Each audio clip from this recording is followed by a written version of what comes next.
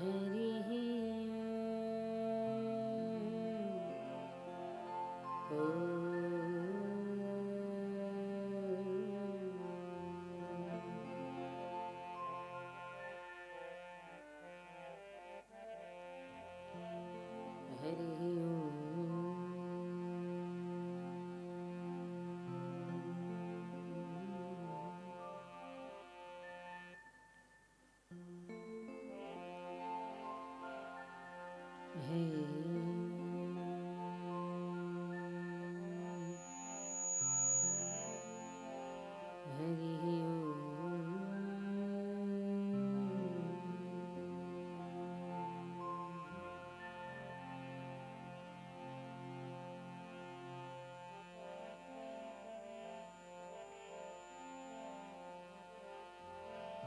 वक्रतुण्ड महाकाय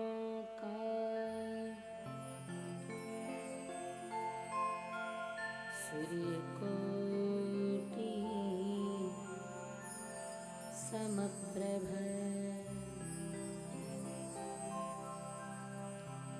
निर्विघ्नं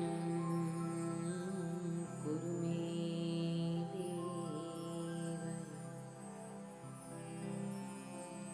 सर्वकार्येषु सर्वदा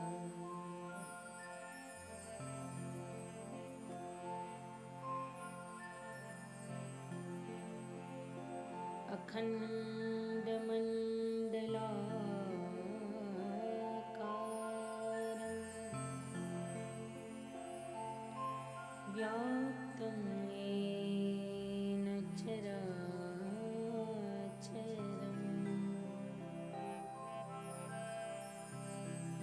ततः पदं दर्शितं येन तस्मै श्री गुरुवे नमः।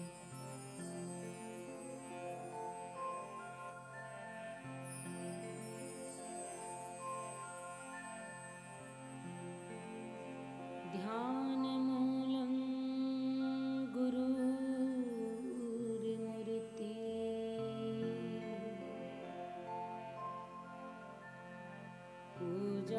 पूजामूलं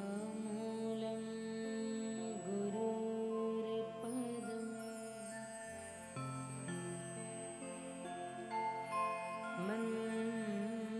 मन्त्रमूलं गुरुर्वाक्यम्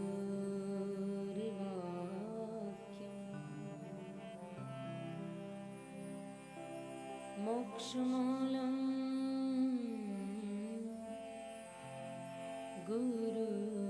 गुरुर्कृपा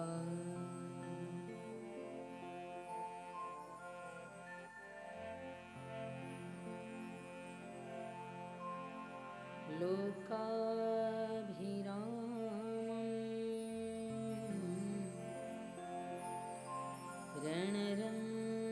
रणरङ्गधीरं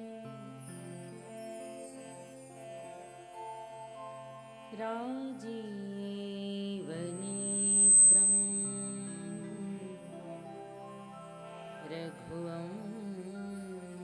रघुवंशनाथं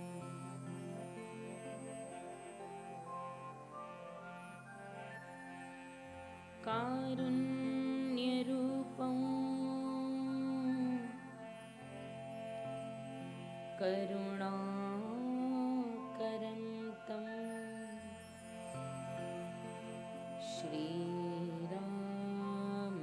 श्रीरामचन्द्रं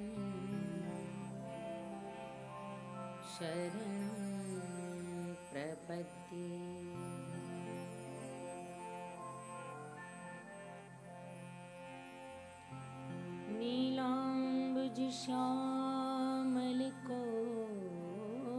नीलाम्बुजश्यामलकोमलाङ्गं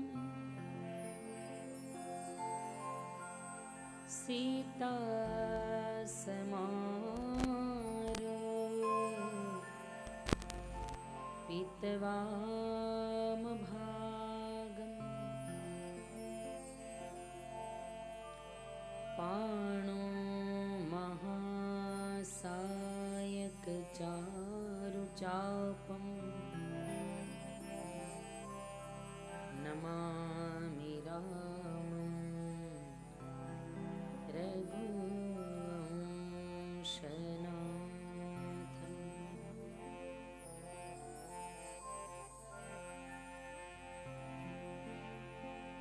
दक्षिणे लक्ष्मणो यस्य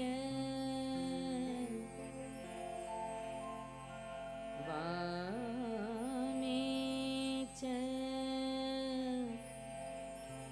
जनकात्मजा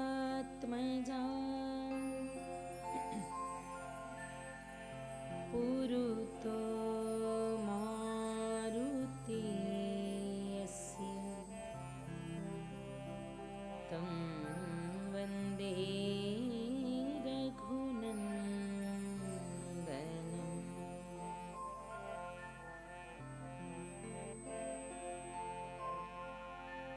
अतुलितबलधामं हैमशेलाभदेहं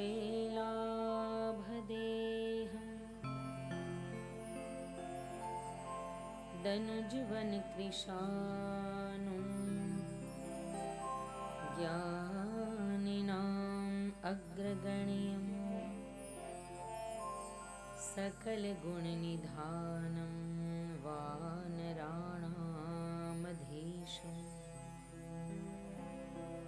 रघुपति प्रियभक्तं वातजातं नमामि।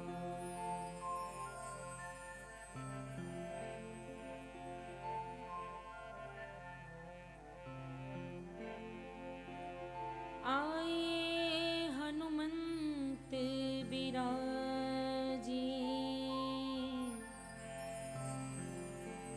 और कथा सुनाऊं मैं मति अनुसार। तुम सेवक रघुनाथ के और मैं तुम चरणों के दास। श्री राम कथा के रसिक तुम और भक्त शिरोमणि धीर। आए सुखासन करे प्रभु तेज पुंज कपीवी।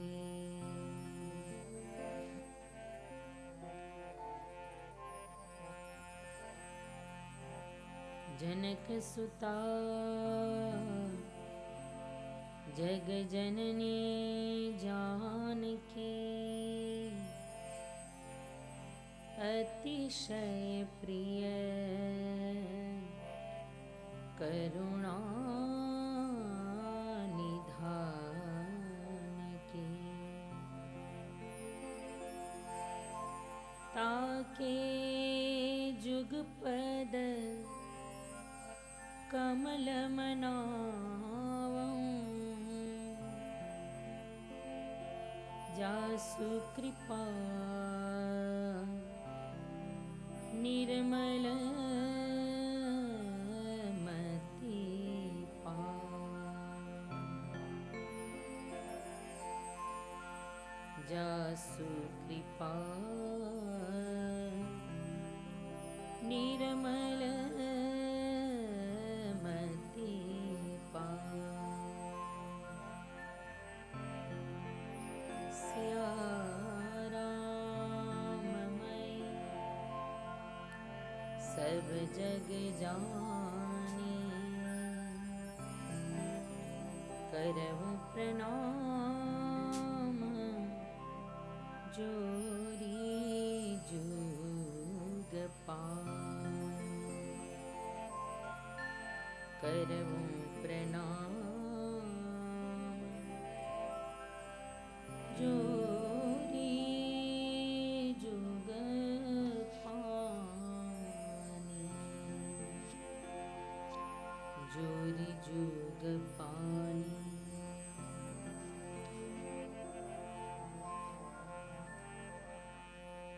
श्री रामचंद्र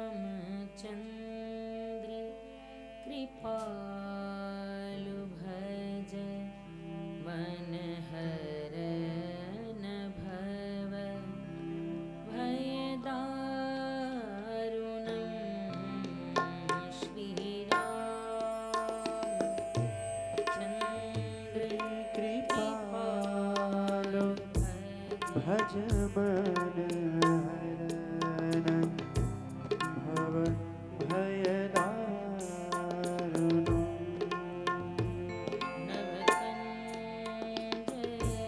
नवकंजलोचन कंजमुख करकंज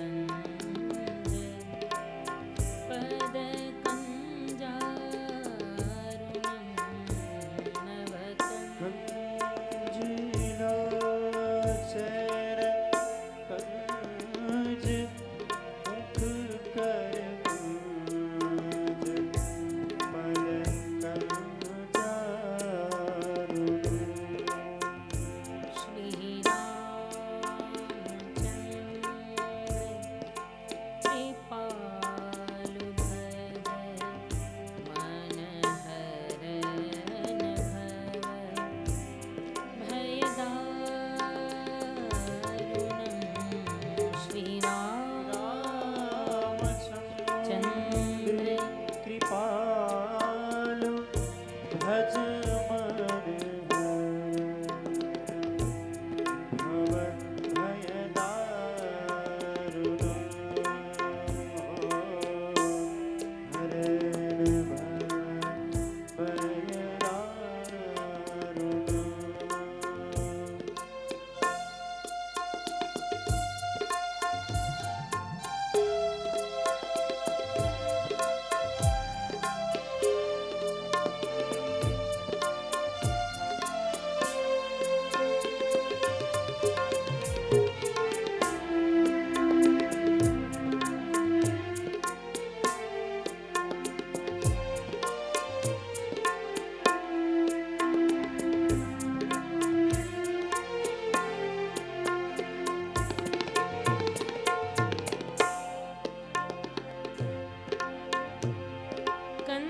कंदर्प अगणित अमित छवि नवनीर नीरद सुंदरं पटपीत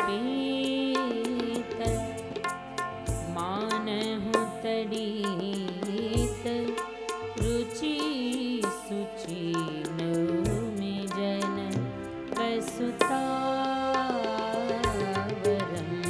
श्री रामचंद्र कृपालु भज मन हरन भव भय दारुणं हो हरन भव भय दारुणं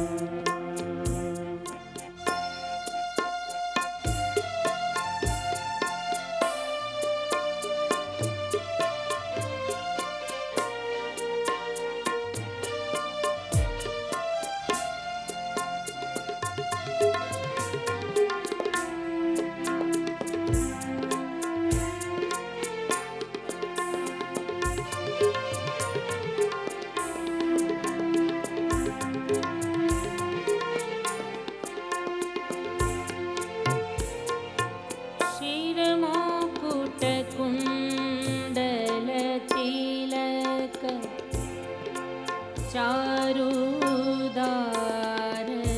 अंग विभूषण आजान भुज सर चाप धर संग्राम जीत खर दूषणं श्री रामचंद्र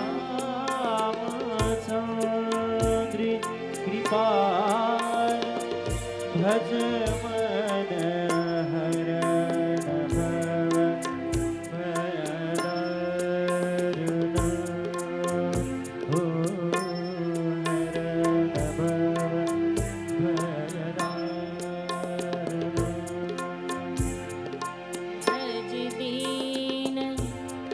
बंधु दिनेश दानव दैत्य वंश निकंदन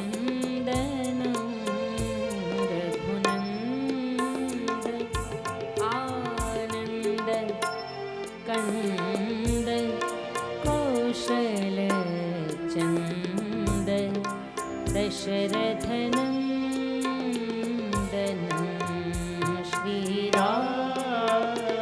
रामचंद्र कृपालु भज मन हर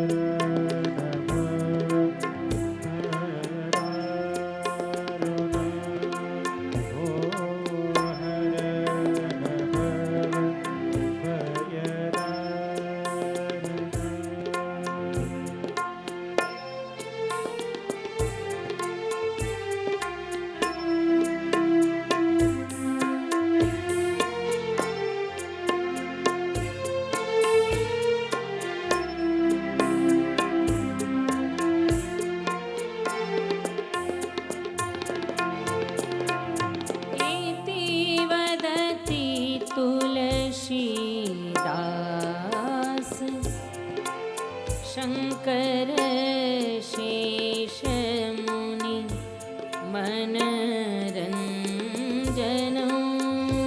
मम हृदय कंज निवास कुरु कामादिखल दलगन रामचंद्र कृपाल भज मन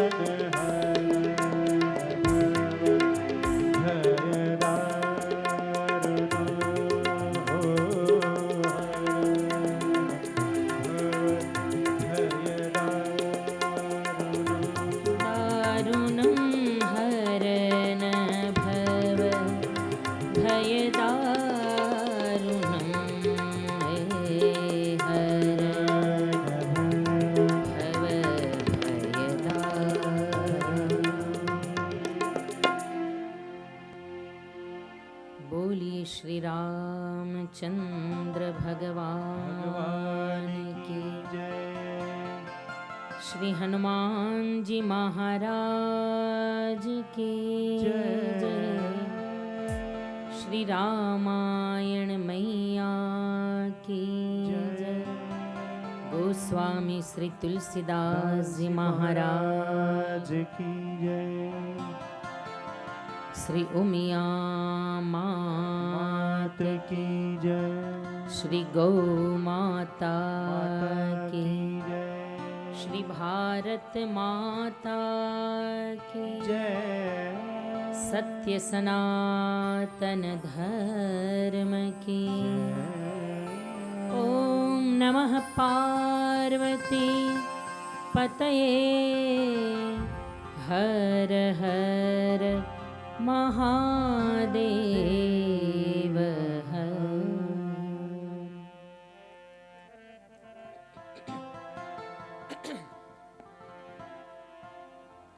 आयो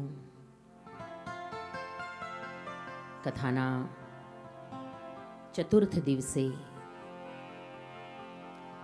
चतुर्थे हनि मध्याह्नकालीन सत्र की शुरुआत करें। कथा की इस ज्ञान सरिता में निमज्जन करें, पर उससे पहले प्रतिदिन के नियमानुसार 1-2 मिनट के लिए वातावरण को एकाग्र दत्तचित्त बनाने के लिए सब साथ मिलकर भाव से श्रद्धा से नाम स्मरण का आश्रय करें। जय जय श्री रामचंद्र अवध के दुलारे। जय जय जय श्री रामचंद्र अवध के दुलारे। जय जय श्री रामचंद्र अवध के दुलारे। जय जय श्री रामचंद्र अवध के दुलारे। जय जय श्री रामचंद्र अवध के दुलारे।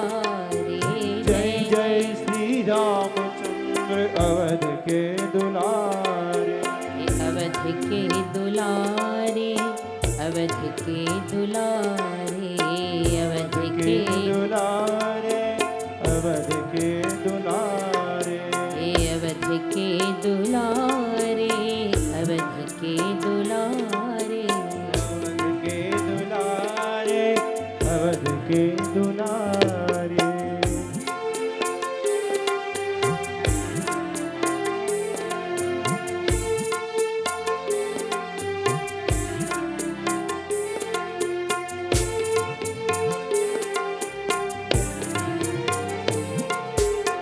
अवध के दुलारे माता कौशल्या के प्यारे अवध के दुलारे माता कौशल्या के प्यारे अवध के दुलारे माता कौशल्या के प्यारे अवध के दुलारे माता कौशल्या के प्यारे जय जय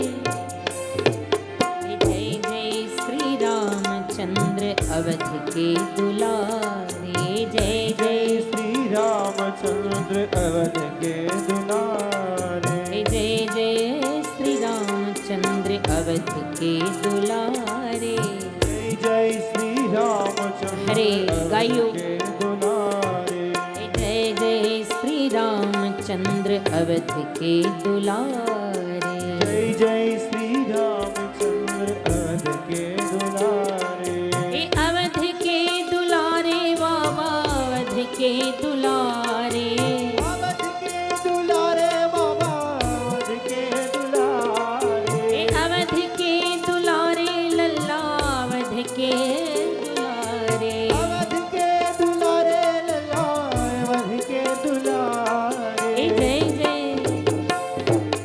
जय जय श्री रामचंद्र अवध के दुलारे जय जय हरे रामचंद्र अवध के दुलारे जय जय श्री रामचंद्र अवध के दुलारे जय श्री रामचंद्र अवध के दुलारे हरे गायो भाव से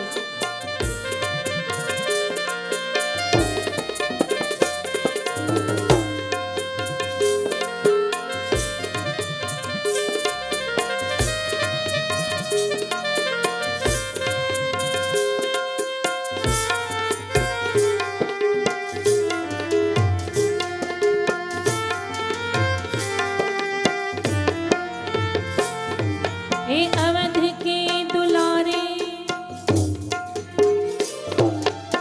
अवध के दुलारे लल्ला कौशल्या के प्यारे अवध के दुलारे लल्ला कौशल्या के प्यारे अवध के दुलारे माता कौशल्या के प्यारे अवध के दुलारे लल्ला कौशल्या के प्यारे अवध के दुलारे रामा दशरथ जी के प्यारे अवध के दुलारे रामा कौशल्या के प्यारे अवध के दुलारे रामा दशरथ जी के प्यारे अवध के दुलारे रामा दशरथ जी के प्यारे जय जय जय जय श्री रामचंद्र अवध के दुलारे जय जय श्री हरे रामचंद्र भाव से गाइयो के दुलारे जय जय श्री रामचंद्र अवध के दुलारे जय जय श्री रामचंद्र अवध के दुलारे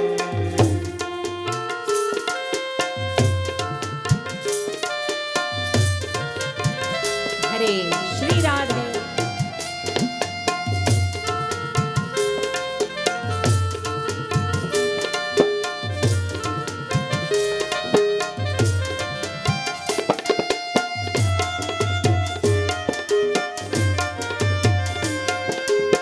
हरे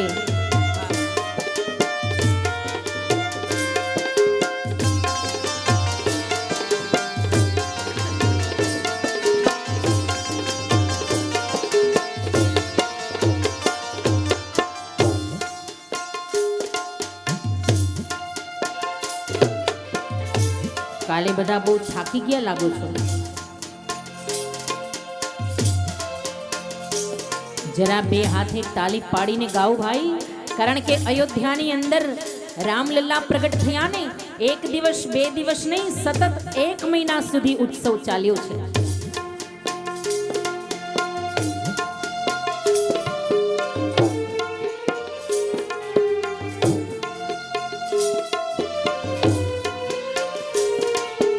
अवध के दुलारे रामा दशरथ जी के प्यारे, अवध के दुलारे रामा दशरथ जी के प्यारे, अवध के दुलारे माता कौशल्या के प्यारे, अवध के दुलारे माता कौशल्या के प्यारे। जय जय श्री रामचंद्र अवध के दुलारे, जय जय श्री रामचंद्र अवध के दुलारे, जय जय श्री रामचंद्र अवध के दुलारे, जय जय श्री रामचंद्र हरे अवध श्री के राधे, दुलारे, जय जय श्री रामचंद्र अवध के दुलारे। श्री रामचंद्र अवध के दुलारे।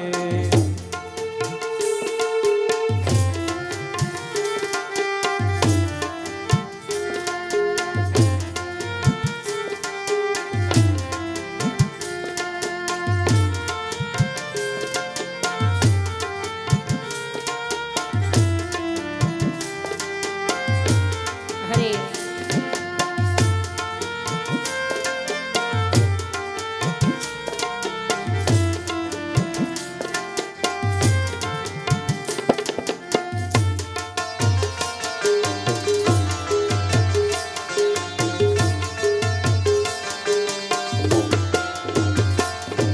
ये अवध के दुलारे रामा भक्तों के प्यारे, अवध के दुलारे रामा भक्तों के प्यारे, ये अवध के दुलारे रामा संतों के प्यारे, अवध के दुलारे रामा संतों के प्यारे। हे जय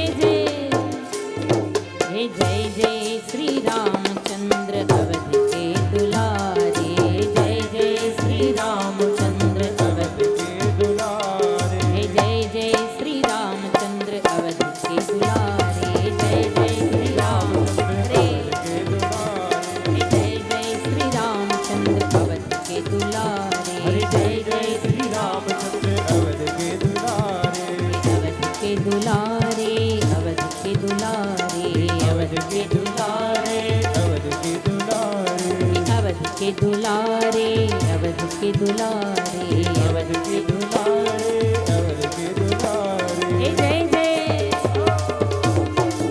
ओहो शाबाश।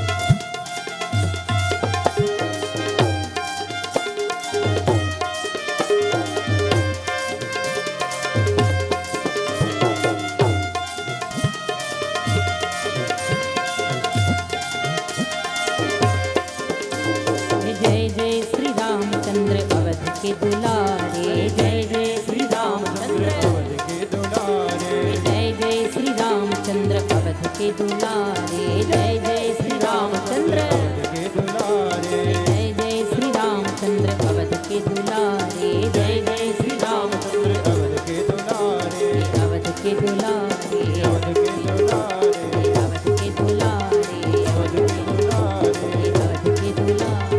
अवध के दुलारे।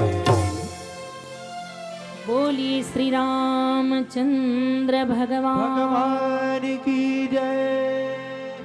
श्री हनुमान जी महाराज की जय। चारों भैया की जय।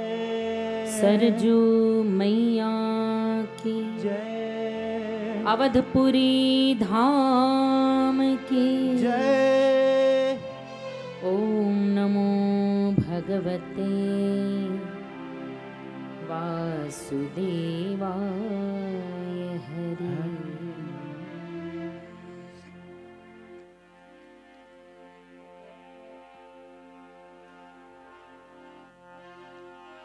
પરમ પાવની કલિમલ હરની પુતાંત કરની શ્રી રામ કથા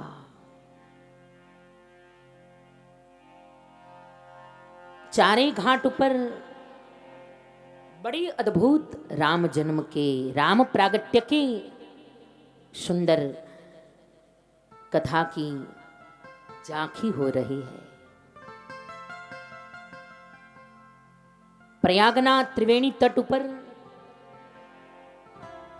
महाराज याज्ञवल्क वर्णन करें वही कथा कैलाशना हिमाच्छादित धवल शिखरों पर જ્યાં દેવાધિદેવ મહાદેવ શિવજી મહારાજ, જોજો યાદ રાખજો ભાઈ, રામાયણ તમે સાંભળો કે ભાગવત સાંભળો, આ બે ગ્રંથોનું ઉદ્ગમ સ્થાન શિવજીનું મુખારવિંદ છે। આ બે કથા ક્યાંથી પ્રગટી? શિવજીના મુખમાંથી। રામાયણ પણ શિવજીએ ગાયું તો શ્રીમદ ભાગવત પણ સુખદેવજીએ તો પછી ગાયું, પેલા વેલા તો શિવજી મહારાજે ગાયું છે। એકવાર માં ભવાનીએ કૈલાશ ઉપર બેઠા બેઠા શિવજીને પ્રાર્થના કરી, કહ્યું મહારાજ એ અદ્ભુત ભાગવત રૂપી અમર કથા અને મારે એ ભાગવત રૂપી અમર કથા સાંભળવી છે। શ્રીમદ ભાગવત એ અમર કથા છે, આ અમર કથા મારે સાંભળવી છે મહારાજ। શિવજીએ કહ્યું ભલે દેવી તમે તો અધિકારી છો, બાકી અધિકાર વિના આ અમર કથા કોઈને સાંભળવા ન મળે। તમને હું આ અમર કથા સંભળાવીશ, પણ કૈલાશ ઉપર તો બીજા ઘણા પશુ પ્રાણીઓ રહે છે કે જેનો અધિકાર નથી। એટલે શિવજી એલાન કર્યું કૈલાશ ઉપર કે હું અમર કથાનું વર્ણન કરવા જઈ રહ્યો છું અને મારી એવી આજ્ઞા છે કે હું 3 ચપટી જ્યાં વગાડું ત્યાં બધા જ આ કૈલાશ છોડીને અહીંયાથી ચાલ્યા જાઓ, મારી આજ્ઞા છે। અને શિવજીની આજ્ઞા થાય એટલે તો દરેક પશુ પ્રાણીઓએ જલચર થલચર નભચર બધાએ માનવી પડે। શિવજીએ 3 ચપટી વગાડી અને ત્યાં તો કૈલાશ ઉપરથી તમામ જીવજંતુઓ તમામ પશુ પ્રાણીઓ બધા જ નીકળી ગયા બહાર। હવે બરાબર એ સમયે જે અક્ષય વડ નીચે શિવજી બેઠા હતા ને, બરાબર એ જ વડ ઉપર એક પોપટે સુંદર ઈંડું મૂક્યું છે ને ઈંડાને બરાબર સેવી રહ્યો હતો પોપટ। ઈંડું બરાબર સેવાઈ ગયું છે, ફૂટવાની તૈયારી, અને શિવજી આજ્ઞા કરી એટલે પોપટ તો ચાલ્યો ગયો પણ ઈંડું તો ઉડી ન શકે, એ તો ત્યાંનું ત્યાં છે। અને બરાબર શિવજીએ અમર કથાની શરૂઆત કરી, પ્રારંભ કર્યો અને ઈંડું ફૂટ્યું ને એમાંથી પોપટનું બચ્ચું જન્મ્યું। અને આ બાજુ શિવજી મહારાજે અમર કથા શરૂ કરી। પાર્વતીજીને કહ્યું દેવી જોજો, બરાબર સાવધાન થઈને સાંભળજો, અને હા ખાલી એમને એમ સાંભળો એમ નહીં, બરાબર વચ્ચે વચ્ચે હોંકારો દેતા જાજો। શ્રોતા હોંકારો દેતા જાય ને તો કંઈક વક્તાને આનંદ આવે, ન કરે એમ થાય કે હોઈ ગયા હશે, કા નહીં સમજાતું હોય।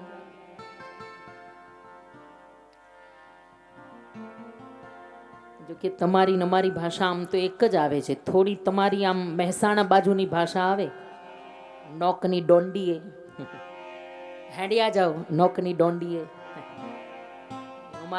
અમારી પ્યોર કાઠિયાવાડી ભાષા, પ્યોર કાઠિયાવાડી, અને તમારી આ બધી મહેસાણી ભાષા।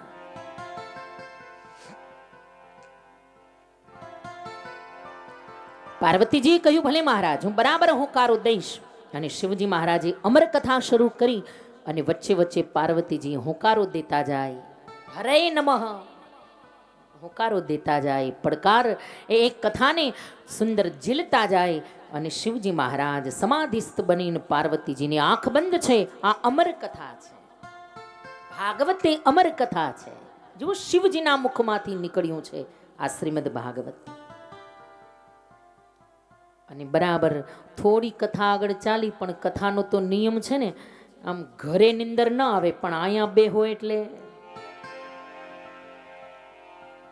નિંદરનું ટાણું ન હોય, આરામનો સમય ન હોય, છતાંય ખબર નહીં કથામાં ક્યાંથી નિંદર આવી જાય। અને આ મોટા મોટું પ્રમાણ છે કે કથામાં જે શાંતિ છે એવી દુનિયામાં બીજે ક્યાંય શાંતિ નથી. એનું મોટામાં મોટું પ્રમાણ કે શાંતિ હોય તો જ માણસને નિંદર આવે ને. અહીંયા વ્યવસ્થા હોય ન હોય, સાવ નીચે બેઠા હોય તો અહીંયા નિંદર આવી જાય. એનું મોટામાં મોટું પ્રમાણ કે કથામાં જે શાંતિ છે એવી જગતમાં બીજી ક્યાંય શાંતિ નથી. કારણ કે માણસને નિંદર ક્યારે આવે? કઈ ઉપાધિ હોય, કઈ ટેન્શન હોય, કઈ ચિંતા હોય તો નિંદર આવે? ન આવે નિંદર. કઈ ટેન્શન હોય, કઈ ચિંતા હોય તો ન આવે. પણ અહીંયા નિંદર આવી જાય છે. એનું કારણ કે કથાના શરણમાં સંપૂર્ણ શાંતિ છે. સંપૂર્ણ શાંતિ. થોડી કથા આગળ ચાલીને ત્યાં તો પાર્વતીજીને મંડી નિંદર આવવા અને એ તો ઘસઘસાટ સુઈ ગયા. હવે હોકારો કોણ ભણે? જો હોકારો બંધ થાય તો શિવજીની કથા બંધ થઈ જાય. હવે આ વાત બરાબર પોપટના બચ્ચાએ સાંભળી હતી કે હા હોકારો દેવાનો છે, પણ પાર્વતીજી તો સૂઈ ગયા. હવે હોકારો કોણ આપે? લાવો ને, આ અડધી કથા તો મેં સાંભળી, અડધી બાકી ન રહી જાય. મારે પૂરેપૂરી કથા સાંભળવી છે, એટલે હું હોકારો ભણું, એટલે હું વચ્ચે વચ્ચે હોકારો દઉં.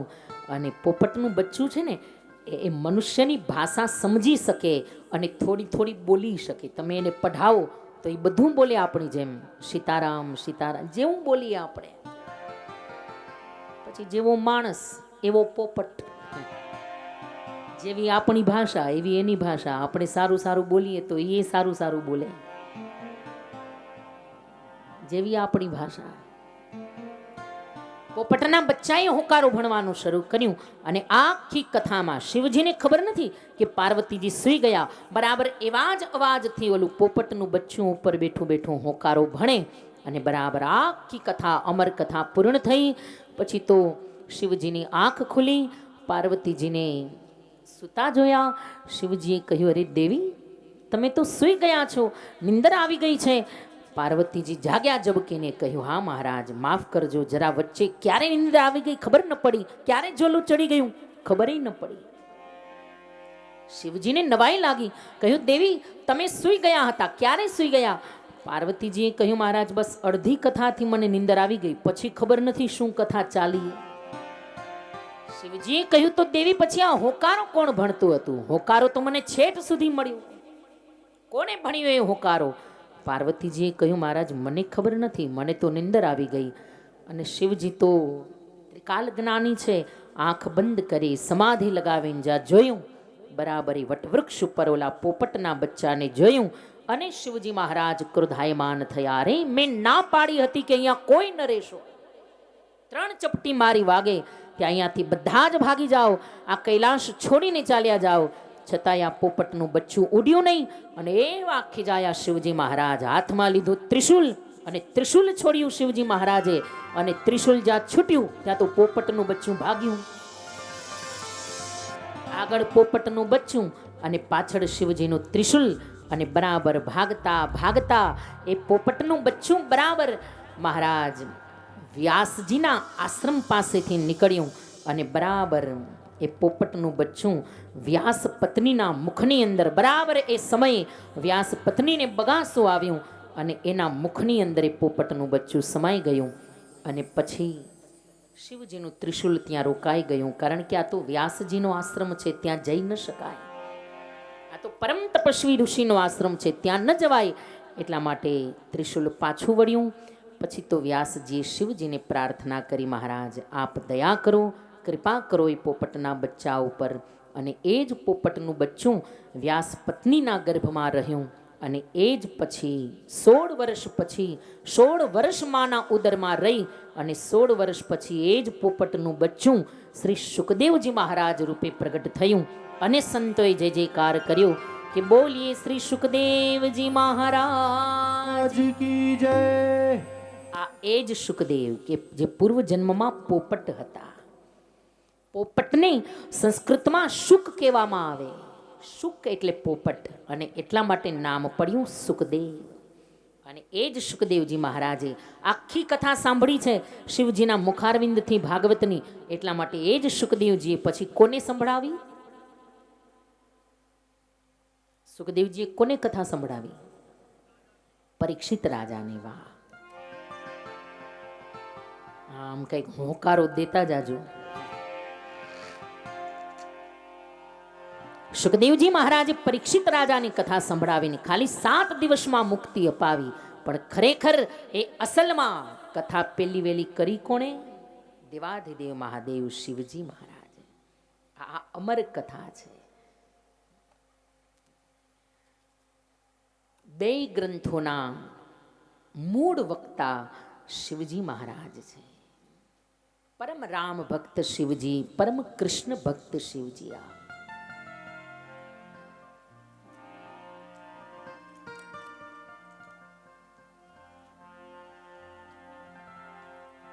અહીંયા પણ કૈલાશના ધવલ શિખર ઉપર શિવજી મહારાજ અતિ અદ્ભુત રામ જન્મની કથાનો, રામ પ્રાગટ્યની કથાનો વર્ણન કરી રહ્યા છે. नीलाचल पर्वत पर वही कथा महाराज काकभूषुंड जी सुना रहे हैं, पक्षीराज गरुड़ जी महाराज उस कथा का श्रवण कर रहे हैं. श्री तुलसीदास जी महाराज बड़ी सुंदर, बड़ी अद्भुत अवर्णनीय कथा राम प्रागट्यनी कथा. जो भगवानना प्रागट्यनी कथा एवी अद्भुत છે કે અવર્ણનીય છે. આનું વર્ણન થઈ ન શકે, આની તો કેવલ અનુભૂતિ થઈ શકે. ગઈકાલે આપણે અનુભવ કર્યો ને, ગઈકાલે આપણે અનુભૂતિ કરી, ખાલી આપણે પરમાત્માના પ્રાગટ્યની ઝાંખી માત્ર કરી તો એટલો આનંદ સર્જાયો. એમ લાગ્યું કે જાણે અહીંયા બિલિયામાં નહીં, સાક્ષાત અયોધ્યામાં જ બેઠા છે. અને એટલે તો કાલ નામકરણ પણ થઈ ગયું ને, અવધપુરમ. અવધપુરમ બહુ સુંદર નામ છે, અવધપુરમ. ખાલી આપણે તો ઝાંખી કરીએ, એવી ભાવના પ્રગટ કરી મનમાં કે ભગવાન પ્રગટ થયા તોય ગઈકાલે આટલો આનંદ હતો. તો વિચાર તો કરો કે ખરેખર જ્યાં અયોધ્યામાં સાક્ષાત ભગવાન રામલલ્લા પ્રગટ થયા હશે, એ અયોધ્યાનો આનંદ કયો હશે? આ અવર્ણનીય આનંદ, અકથ્ય આનંદ, એને કહી ન શકાય, એને વર્ણવી ન શકાય. આ તો કેવલ આપણો પ્રયાસ છે માત્ર એનું વર્ણન કરવાનો. બાકી ભગવાનના પ્રાગટ્યનો આનંદ એને કયા શબ્દોમાં તમે ઢાળો, એ આનંદને કયા શબ્દોમાં ઢાળી શકાય? કોઈ શબ્દો જ નથી, કારણ કે આ તો અશબ્દની કથા છે. શબ્દોથી પર છે ભગવાન. દરેક શબ્દ જ્યાં ટૂંકા પડે એવા ભગવાન રામલલ્લાનું આ પ્રાગટ્ય મહોત્સવ.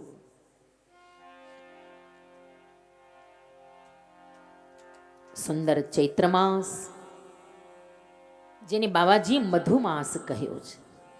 મધુમાસ એટલે ચૈત્ર માસ. એમાંય શુક્લ પક્ષ છે. ભગવાન રામજી કયા પક્ષમાં આવ્યા? શુક્લ પક્ષમાં પધાર્યા છે.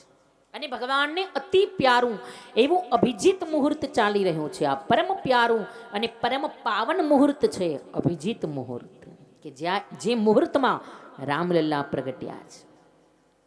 ચૈત્ર માસ, મધુમાસ, શુક્લ પક્ષ, અભિજીત મુહૂર્ત. અને તિથિ કઈ છે?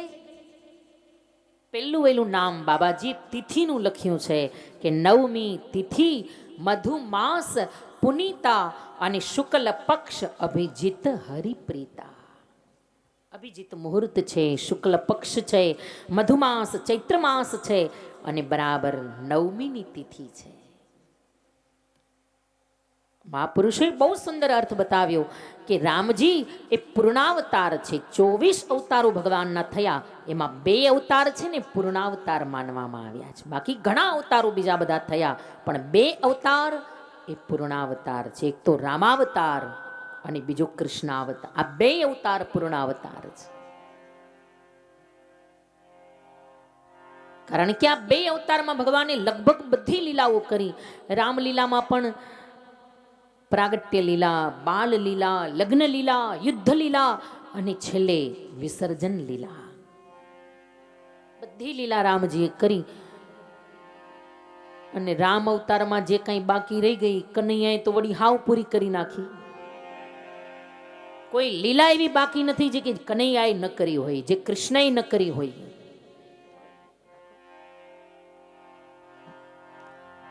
દરેક લીલા કનૈયાએ કરી છે.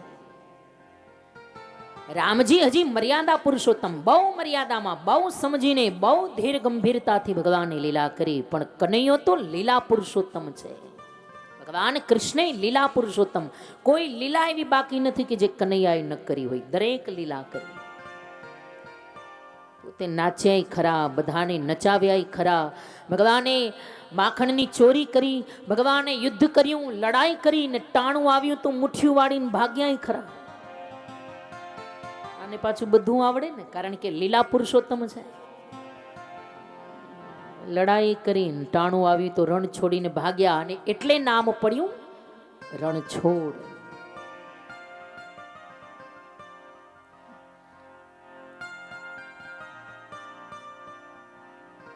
કોઈ સાહિત્યકારે કહ્યું ને કે રામ કરે એમ કરી શકાય, પણ કૃષ્ણ કરે એમ ન કરાય. હું હા, રામ કરે એમ કરી શકાય, કારણ કે બહુ મર્યાદામાં રહીને રામજી લીલા કરી, એટલે રામ કરે એમ કરી શકાય. પણ કનૈયો કરે એમ જો આપણે કરવા જઈએ તો આમાં ક્યાંય ગોઈતા ન જડીએ. રામજી એક પત્ની વ્રત હતા. એક પત્ની વ્રત છે રામજીનો, સીતાજી સિવાય. નહીતર એ સમયમાં રાજા મહારાજાઓ ઘણા લગ્ન કરી શકતા. દશરથ રાજાને 3 રાણીઓ છે. દશરથ રાજાને 3 રાણીઓ. પણ ભગવાન રામજીએ સીતાજીને નિહાળ્યા, અને ત્યારથી જ ભગવાને દ્રઢ સંકલ્પ કર્યો કે હે દેવી, બસ બીજું તો હું તમને કંઈ આપી શકું એમ નથી, પણ પ્રેમ ભર્યું વચન એક આપું છું કે મારા જીવનમાં સીતા સિવાય બીજી કોઈ સ્ત્રીનું સ્થાન ક્યારેય નહીં આવે. સીતાજી સિવાય કોઈ નહીં. એક પત્ની વ્રત છે રામજી. અને આ બાજુ કૃષ્ણ ભગવાનને જુઓ. આહા, ગણી ગણાય નહીં એટલી રાણીઓ છે ભગવાન કૃષ્ણ ભગવાન દ્વારિકાનાથની. કેટલી રાણીઓ? 16,108. આટલી તો ખાલી ભગવાન દ્વારિકાનાથની રાણીઓ છે. 16,108.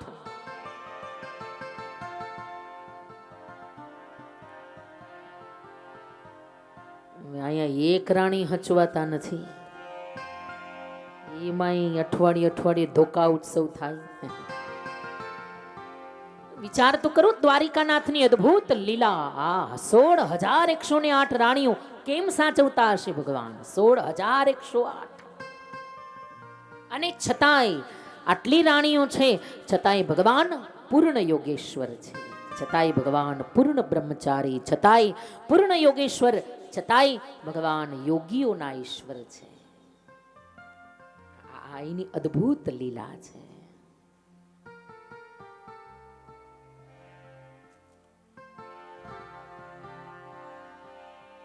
રામજીની લીલા બહુ સરળ અને કનૈયાની લીલા બહુ અટપટી છે. બહુ અટપટી. રામજીની લીલા કહેવી એ સરળ, સમજવી સરળ, જીવનમાં ઉતારવી એ સરળ. અને કનૈયાની લીલા કહેવી એ અઘરી, સાંભળવી એ અઘરી, અને જીવનમાં ઉતારી તો ન જ શકાય.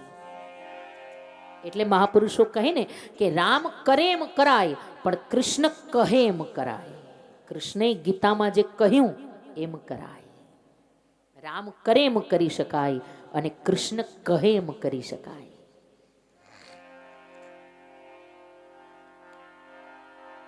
રામ મર્યાદા પુરુષોત્તમ છે.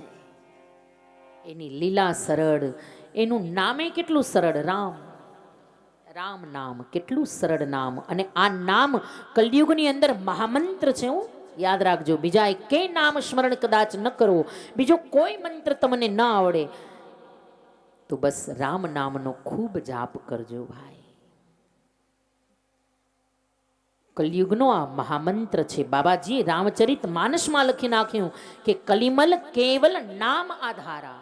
કેવલ રામ નામનો આધાર છે. જો ભવસાગર પાર કરવું હોય ને, હાલતા ચાલતા બેસતા ઉઠતા કામ કરતા કરતા બીજા કોઈ મંત્રની જરૂર નથી, અને કોઈ ગુરુની જરૂર નથી. આ રામ, કૃષ્ણ, શિવ એ જ મહાગુરુ છે આપણા. કદાચ કોઈ ન મળે, કદાચ ક્યાંય શ્રદ્ધા ન લાગે તો ચાલશે. કૃષ્ણમ વંદે જગત ગુરુ. શિવ એ જગતના ગુરુ છે. પણ ખૂબ રામ નામનો આશ્રય કરજો. પરમ ગતિ આપનારા જો કોઈ હોય તો એ છે ભગવાન પ્રભુ શ્રી રામ. પરમ ઉદાર છે, પરમ ગતિ આપનારા ભગવાન શ્રી રામચંદ્ર. રામ જેવા દયાળુ, રામ જેવા કૃપાળુ અને રામ જેવા ઉદાર બીજા કોણ હોઈ શકે? કેવા ઉદાર છે ભગવાન, કેટલા ઉદાર. વિભીષણ જ્યારે રાવણે વિભીષણને લાત મારીને પગની અને વિભીષણ ભગવાન રામના ચરણમાં આવ્યા એટલે તરત વિભીષણનું સ્વાગત કરવા માટે ભગવાન ઊભા થયા અને વિભીષણને શું કહીને બોલાવ્યા? આવો લંકેશ, પધારો હે લંકેશ, મારી છાવણીમાં હે લંકેશ તમારું સ્વાગત છે. કોઈએ ભગવાનને કહ્યું, પ્રભુ આ તમારી ઉતાવળ નથી લાગતી? હજી તો રાવણને માર્યો નથી, એ પેલા તો તમે વિભીષણને લંકાનું રાજ્ય આપી પણ દીધું. હજી ક્યાં રાવણને તમે માર્યો છે અને એ પેલા તમે વિભીષણને લંકેશ બનાવી દીધો. હવે કદાચ એવું થાય કે રાવણ સમજી જાય, રાવણ માની જાય અને સીતાજીને પાછા સોંપી દે તો પછી તો તમારે કંઈ રાવણને મારી ન શકાય. તો પછી તમે શું કરો? આ કેવડું મોટું ધર્મ સંકટ. કારણ કે વિભીષણને એકવાર તમે વચન આપી દીધું, લંકેશ કહીને બોલાવ્યો અને પછી જો રાવણ માની જાય, સમજી જાય તો પછી કંઈ એનું રાજ્ય છીનવી ન શકાય, પછી કંઈ એને મારી ન શકાય. રાવણને લંકાનું રાજ્ય તમારે આપવું જ પડે. તો પછી વિભીષણને શું આપો તમે? વિભીષણને ક્યાંનો રાજા બનાવો તમે? ભગવાને બહુ સુંદર જવાબ આપ્યો. કહ્યું, ભાઈ રાવણ જો માની જાય ને તો એને તો લંકાનું રાજ્ય આપી જ દઉં, પણ વિભીષણને મારી અયોધ્યાનું રાજ્ય હું આપી દઉં, પણ મારું વચન ક્યારેય હું જવા ન દઉં. જુઓ તો ખરા, રામ જેવા ઉદાર.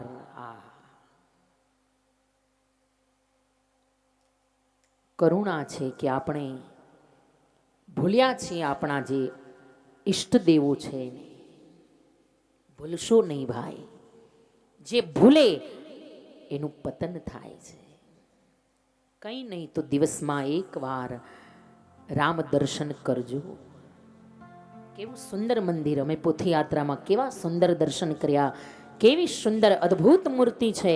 અને એટલે તો જુઓ ને, આખો કથા મંડપ એના ઉપરથી જ બનાવ્યું છે ને, મંદિર ઉપરથી જ આખી એની ઝાંખી અહીંયા ઊભી કરી છે. જો રામજી મંદિરની 10 વર્ષ થયા, આ 10 વર્ષ પૂર્ણ થયા અને એટલા માટે આ રામજી મંદિરની આખી ઝાંખી, અને એટલા માટે આ દશાબ્દી મહોત્સવ નિમિત્તે આ સુંદર રામકથાનું આયોજન.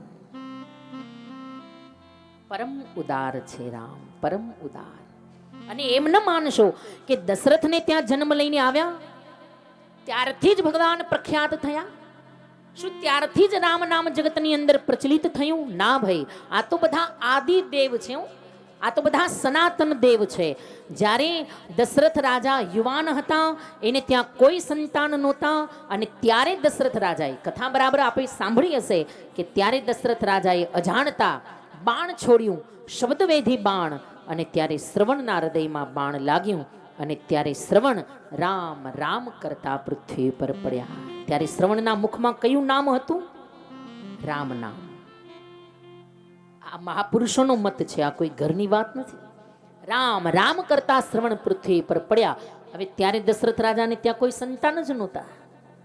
તો એ રામ કોણ? શ્રવણે જે રામ નામનું સ્મરણ કર્યું એ રામ કોણ? આ રામ કંઈ એવું નથી કે દશરથ અને કૌશલ્યાને ત્યાં પ્રગટ થયા પછી જ રામ આવ્યા. ના ભાઈ, આ તો બધા આદિ દેવ છે. આ તો બધા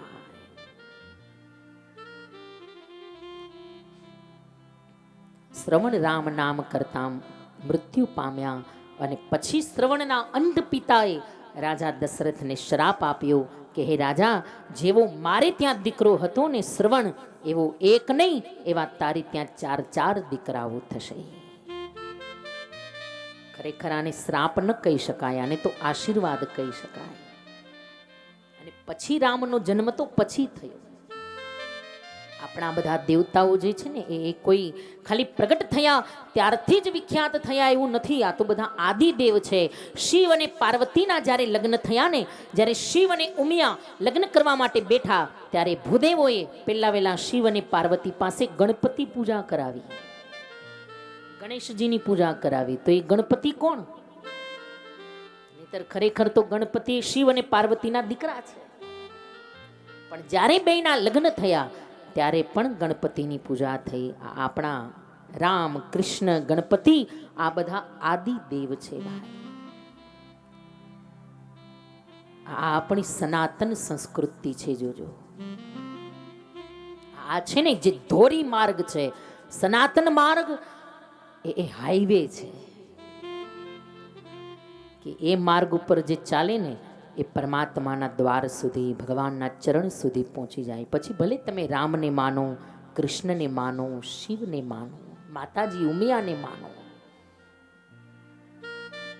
પણ ભૂલશો નહીં તમારા ગામમાં જે મંદિર છે એ રામજી મંદિર, બિલેશ્વર મહાદેવનું મંદિર કમસે કમ એક વાર તો દિવસમાં જવું જોઈએ.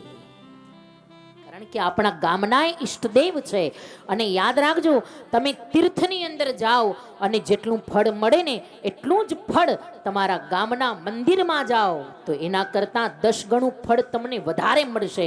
કારણ કે આ તમારા ગામનું મંદિર છે, આ જાગતું મંદિર છે.